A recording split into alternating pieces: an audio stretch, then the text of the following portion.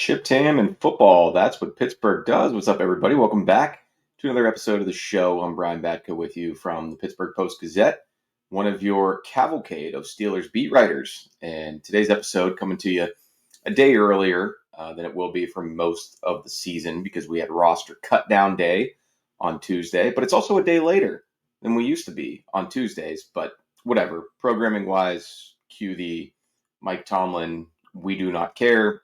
Just keep giving us good guests, keep giving us good Steelers conversation, keep giving us more content and podcasts. And we will do that. Today, going to be joined by Rich Walsh from KDKA, one of my pals who's, been paying as close attention to the Steelers preseason roster machinations and competition as anybody. So we'll break down some of what we took away from the initial 53-man roster that was set Tuesday, late afternoon, early evening. And as always, the show's brought to you by Pella. No better place to get new windows and doors installed in your home than from Pella. They can help you save on your energy costs year-round. Schedule a free in-home consultation with your local Pella Windows and Doors to find the right product for your home and budget.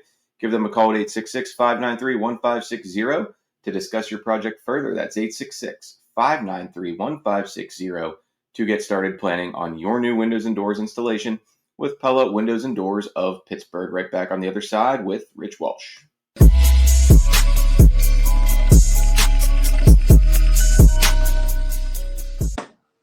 All right, there he is, our pal Rich Walsh from our friends at KDKA, fresh off of another Steelers cut-down day. How many is this for you now, Rich? Geez, I would say roughly, I think I first started in Pittsburgh in 2001. So we're looking at some 20 plus years of cut down days. And I would say the last 20, though, where I've really been involved with the Steelers. But either way, you've seen a lot of guys come and go through the UPMC Rooney Sports Complex. You've seen a lot of rosters reduced from 90 to 53. Did anything catch you off guard with what the Steelers did Tuesday afternoon, whether it was guys who made the initial 53, and you always got to say initial 53 because it can and will change probably even before the ball's kicked off next Sunday against the Jets, or players who were on the outside looking in, or at least are for now, unless they get that call to stay close by and come on back down. Yeah, I would have said the quarterbacks, keeping 4 quarterbacks. They don't normally do that. I don't think they've done it since, 99? But I'd imagine that's going to change very soon. I think it's just a procedural thing with the 4 quarterbacks. They're going to have to do something with Will Howard. But I know they want Will Howard to practice this year, so I think that's part of the move. But I would imagine that their initial 53, like you talked about, is going to change here before that first game, and maybe change by a couple guys. I was not surprised by Beanie Bishop, and I know you and I talked about this the other day on the nightly sports call. I wasn't surprised. It was just a numbers game. They have Jaylen Ramsey, Darius Slay, Brandon Echols. I know they were really high on Corey Trice as well. So Beanie Bishop was your slot guy last year, but now they have 2 guys that can play the slot that can play the slot a little bit better. I know a lot of people were upset about Beanie Bishop. I would have liked to have seen someone like Trey Sermon make the team. Maybe the biggest surprise, and maybe it wasn't, was Cam Johnston, the punter. I know that was probably like the biggest battle all year, but Corliss Waitman punted well last year, so that was a tough one. And maybe you save a little bit of money by going with him instead. Let's start with the quarterbacks, like you mentioned. I mean, I'm not surprised that they are making this, like you said, procedural move, paper move of giving yourself the flexibility with Will Howard in the IR stuff, because if you put him on right away, then he takes up one of your 2 slots for designated to return, and then you have a little bit less roster flexibility later in the season if you go through a rash of injuries, much like the Steelers did in 2024. So that there are some kind of boring red tape things with that. But let me ask you this, Rich. Do you think if they were willing to jump through those hoops, because we know, like, Will Howard's not really that injured. I mean, if he had to come back soon, he could. It's a finger, and he's out there. And Mike Tomlin himself said he's nearing return to full participation. So there are some technicalities and loopholes being exploited here, which is what you should do when you're trying to put together a roster. But Do you think the fact that they are kind of doing all this to take care of Skylar Thompson's roster spot, should that put the heat on? Does that mean the heat's on Mason Rudolph at least a little bit? I feel like he'd be going to bed Tuesday night a little bit happier if the Steelers would have just said, whatever, let Skylar Thompson go. Maybe we'll sign him back. We don't really care that much. I don't think so. I mean, I think they paid Mason Rudolph to be the backup. I know the locker room really likes him. You're in there too. All the players seem to really like him. I mean, if you watch practice, and you were at more practices than I was, I thought Mason Rudolph outperformed Skylar Thompson, but Skylar Thompson looked good in games. He has NFL experience, which is good, but he also was going up against third and fourth teamers that might not be making the team. So maybe he felt and obviously looked apart and looked comfortable out there. I mean, I like Skylar Thompson. I like his demeanor. I liked his moxie. He went out there and he played, and I think he deserved a spot. Maybe we could look at something similar last year when they kept two punters. Was that last year or the year before? Whatever it was. A couple years ago, actually. Yeah, Braden Mann they kept, and Percy Harvin, and they were trying to trade Mann. Maybe you're trying to do something with Skylar Thompson. Maybe you can get a seventh rounder. I thought that would have been the case with potentially like the Raiders, but the Raiders picked up Kenny Pickett, so they have no need for Skylar Thompson.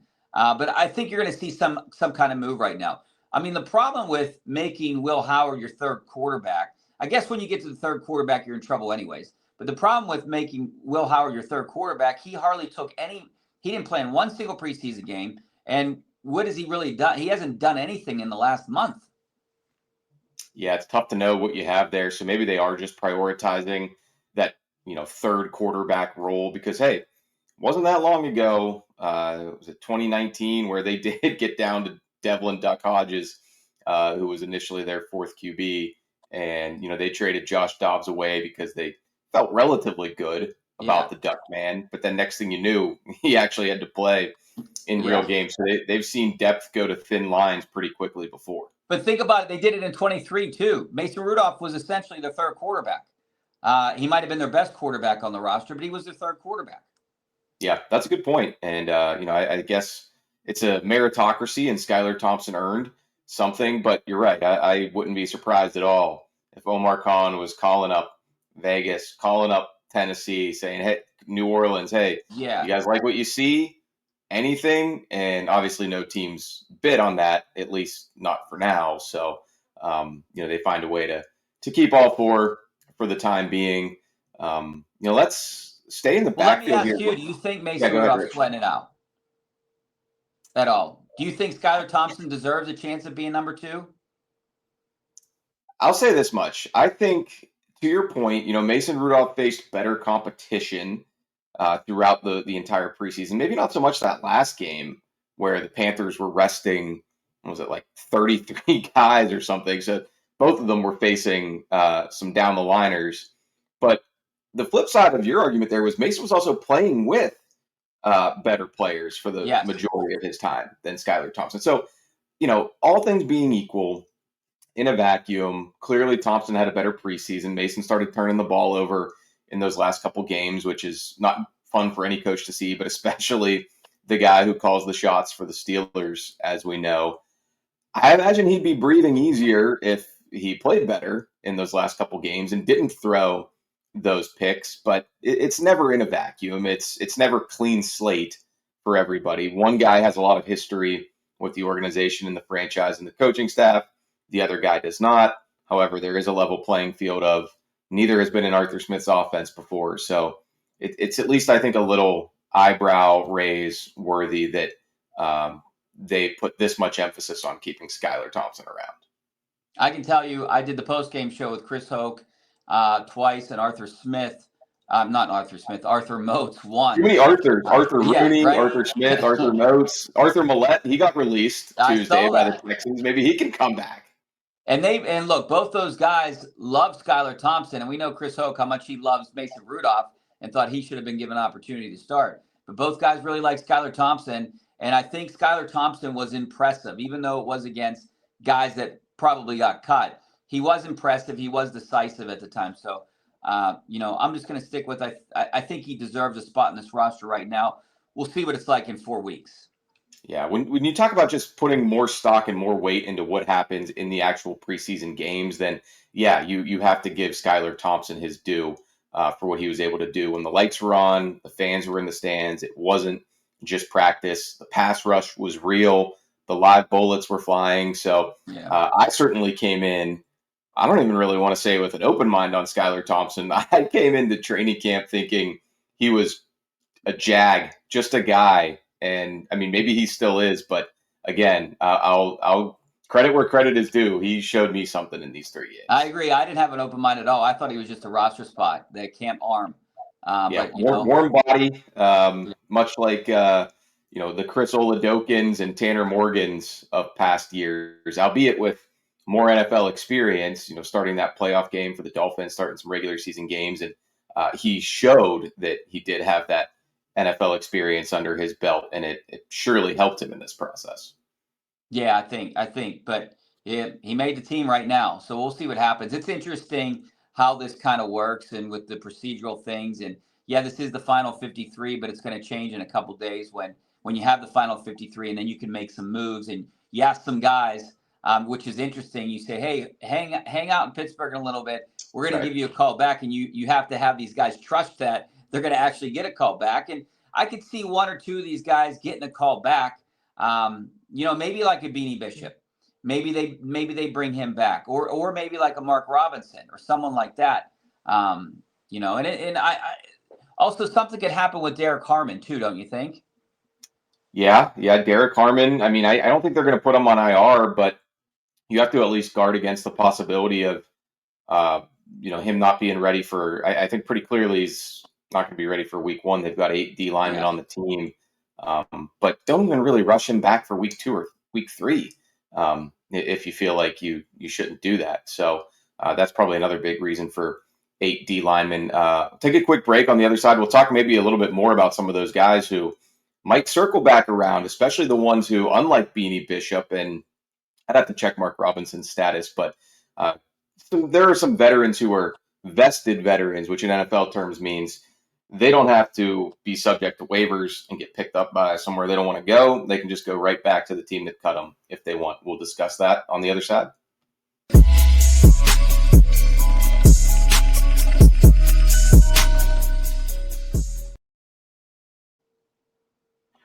All right, Rich, one name that you threw out there was Trey Sermon, and I did think maybe he was making a push to have the Steelers keep 4 running backs, with himself being the 4th.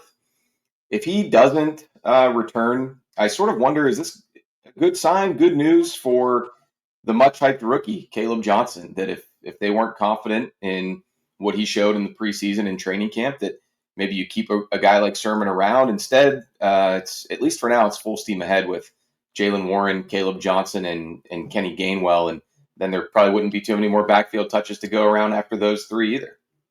Yeah, I don't think so. I think the only way you're going to see Sermon back here is if there's an injury, and I know they're going to use those guys in different roles. You're definitely going to see Kenny Gainwell, a third down kind of slot maybe type running back there. But as for Kaleb Johnson, my initial gut feeling is Kaleb Johnson is going to get the bulk of the carries by the middle of the year. I don't know what you think, but I think he kind of replaces the Najee Harris role, and they're gonna keep Jaylen Warren where he is. He's going to be the starter to begin with, but his propensity to fumble, right? So that could put Jaylen Warren in the doghouse pretty quick, because we know how Mike Tomlin doesn't like turnovers. But I thought they would, I thought Sermon had a shot to make this team, but I guess if you're going to keep a guy like Connor Hayward, that affects other positions, so you can only keep 3 running backs at that point. I looked at the receiver, and I don't know what you think about that, but they only have 5 receivers. And I know you're keeping Ben Skronik just for his special teams work, but I thought maybe if Brandon Johnson did not get hurt, he would have had a better shot at making this team. But I also think that they're going to check the waiver wires or maybe do something with another team to add another receiver. That's kind of the feeling I got right now.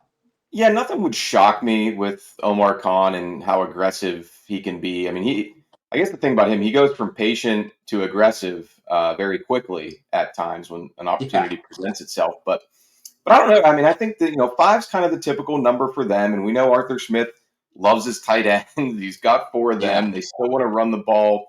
And as long as Calvin Austin is healthy, which it looks like he's pretty much fully back, it's difficult to simulate playing in a real game, which he didn't get a chance to do, unfortunately, this August. But if they still expect him to hit the ground running from that oblique injury, he's going to get targets. Roman Wilson, they like what they've seen from him, of course. Scotty Miller was probably the star of training camp and preseason. And then, Skoranek for doing the dirty work in special teams. And boom, with DK Metcalf, that five fills up pretty quickly. And I think the roles on game day would fill up pretty quickly too. So that's why I don't think I would bet on them bringing in outside help, at least not to the active roster. Do you believe, or did you find it interesting that Aaron Rodgers reached out somehow to Green Bay to see if they were going to do anything with Romeo Doubs? I saw that, and I think that was Bill Huber of SI on Packers who reported that. I don't know what to make of that, Rich. Like, number one, I know, is he the GM all of a sudden? I was just going to say, I think it's already a slippery slope when a guy who, yes, he's 41 and he's a four-time MVP, he's a Super Bowl winner, future Hall of Famer, all that. Like, he's earned his respect, and he's probably earned a lot of say-so in the offense that he's running. But, man, he's got the reputation, too, of always, the friends of Aaron Rodgers get acquired by the teams he's on. I'll say this much. Like, I think it's somewhat encouraging. Obviously, it could still happen, but it's somewhat encouraging that the Steelers didn't go out there and bring in Alan Lazard or somebody like that who seems washed up and over the hill and would clearly be a Rodgers move. But I guess Dobbs is someone who's interesting at least, and still maybe an ascending player. But I wasn't really sure what really to make of that, and him calling his old team on the Steelers' behalf, or out of sheer curiosity, or what. But that was sort of strange to see. I hope I'm wrong, but I still think that the Steelers need another legitimate wide receiver. Yeah, I just don't know how many targets there's going to be to go around for that number two receiver. I think it's going to be a by committee thing. But here's two guys I was surprised didn't make the initial team, at least. Chuck Clark at safety. Now, he is a veteran for sure, and this could be another procedural move. Could be the case, too, with James Pierre, who they love on special teams. Could even be the case with Robert Woods. But, man, after that discussion we just had, he doesn't strike me as someone who really moves the needle for you at all as an extra receiver in that room. And he had clearly fallen behind the five other guys we just mentioned. So I think they need another safety. I think Chuck Clark will probably return. And just for the record, we're recording this late Tuesday, so news could be leaking out by the time you watch this Wednesday morning. But those were two guys who I thought were pretty clearly in the plans. And they might just be, they're more, they give you a little bit more flexibility, so you can stash someone like 7th round pick Dante Kent, who I didn't necessarily expect to see his name, but I think they want to probably put him on injured reserve as well. Yeah, and I think with Chuck Clark, that could be one of those deals. You're a veteran guy, stay in town. Don't clean out your locker just yet. We're going to re-sign you next week when we figure some things out. He was probably the biggest surprise. I agree with you when I looked at the official cuts. I mean, I kind of thought Leal was going to get cut. I kind of thought Beanie Bishop, just because of the numbers, might be a casualty. But I didn't think Chuck Clark would be. I thought he was. You don't think they let Pat Narduzzi cut Beanie Bishop, right? You don't think they said, maybe hey, after he was stepping on that pit logo, they could have done it. Yeah. But, it's interesting. I agree. I think the Robert Woods is kind of like an Allen Robinson or a Van Jefferson 3.0, right? A guy he's just probably even more of a downgrade from what those two had offered. And you saw what they did, nothing. So why? Well, I would take my chance on a younger guy and let Roman Wilson see if he can prove to be an NFL player. I don't mind that move. I kind of thought he was going to be released as well. James Pierre, he was on the bubble for me. I know they released him, practice squad him, bring him back, and he made a couple plays last year. The biggest play he didn't make was in the Washington game when he dropped the short touchdown. I think that you're right. I'm right with you on this, Chuck Clark and James Pierre, that these guys are hanging around. you could put those guys on a practice squad and pay them more, right? And then call them up for game days kind of thing. Yeah, that's the other thing that you have the ability to do in these modern post-COVID roster roles. Like I remember Eric Rowe a couple years ago was starting playoff games from the practice squad technically because you could elevate them 3 times, and then I think once you get into the playoffs, it doesn't even matter anymore. Miles Jack was doing that too. So yeah, there's so many different ways that GMs and front offices can skirt around what used to be the old roles of putting together a roster. So it's still always interesting to see. It's always interesting to follow. And like I talk, like some people will be like, oh, who cares about the 52nd or 53rd guy on the I'm like, I still like to talk about it and write about it and discuss it because, there could be a guy from Georgia who he's trying to make the Steelers, and his family, friends, neighbors, his former coaches from Georgia, they're scouring KDKA in the Post-Gazette to find out, hey, where's my guy sitting on the depth chart? Is he going to make the team? How's he looking in camp? Like,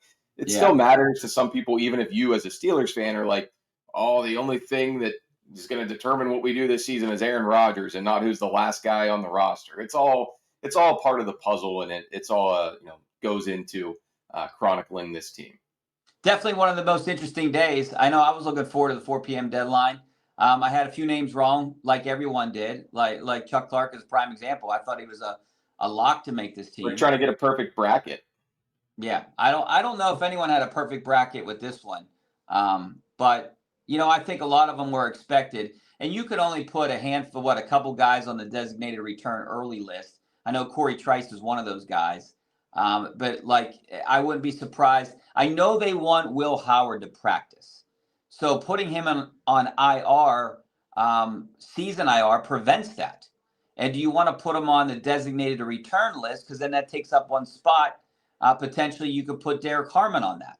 So there's a lot of there's some moving parts here that I think will get figured out in the next week.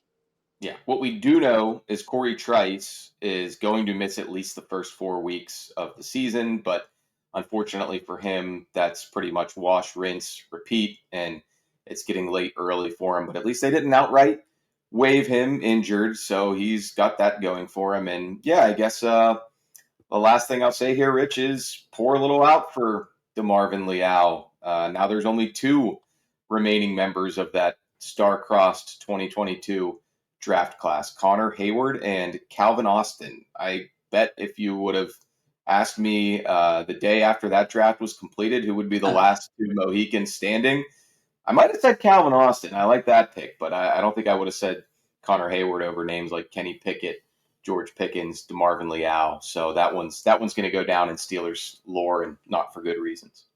I would have said Connor Hayward though, because he has a big brother on the team. So I think the Steelers like to take care of the brothers. So he'll be on this team as long as Cam's on this team. I think so. But as for that draft class, Leal, the 3rd round pick, he showed promise. There were flashes out there, but I use the example of a receiver that runs a great route and then drops the ball. And that's kind of what we have with DeMarvin Leal. The guy got to the quarterback and either had a penalty or missed the sack or the tackle. And he's been hampered by injuries. I mean, I guess we saw this one coming too. Yeah, I wasn't stunned by that one. He became more of a tweener than a versatile guy, and there's sort of a fine line between those 2 distinctions. So I will be curious. He's somebody I'll be curious to see. Does a change of scenery with another team in this league if someone scoops him up rather than him? And I'm sure the Steelers would take him back on the practice squad if he doesn't have any takers. But if a team does say, hey, pedigree here, big body, athleticism, they just couldn't find a role for him or couldn't develop him in Pittsburgh, let's take a shot. Maybe he needs to be in an even front defense even and just be used differently. I'll be curious to see if things can still pan out for DeMarvin Leal. But all right, Rich, anything else you want to add before we get out of here, man? Well, the only reason I thought he might have made this team is because of the injury with Derek Harmon. I mean, we've seen these before. They say it's week to week and 4 weeks or whatever it might be, potentially 6 weeks, which turns into something more, kind of like the Troy Fautano thing last year. So you can't always bank on it being 4 weeks. We know he's going to miss that Jets game, And we know they probably won't rush him back for the Seattle game. So where are we on this timeline? At that point, something might happen. Rehab, might go slower than they thought. We don't know that. So that's the only reason I thought Leal might have made his team was because of the injury news to Harmon.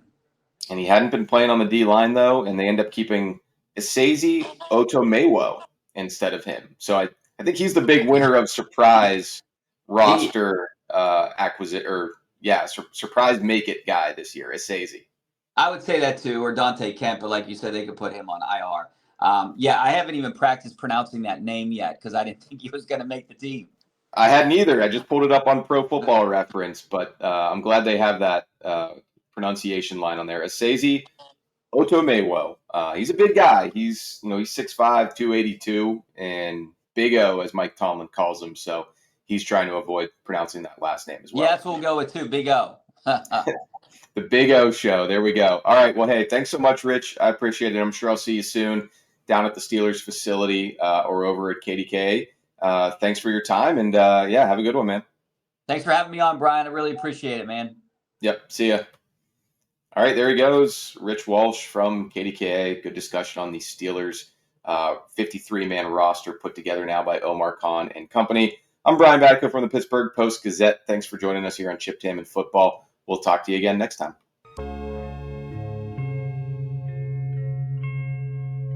Thank you for checking out this content from Post-Gazette Sports. If you watch this video on YouTube, please like the video and subscribe to our channel. For all of the sports coverage the Post-Gazette has to offer, visit post-gazette.com.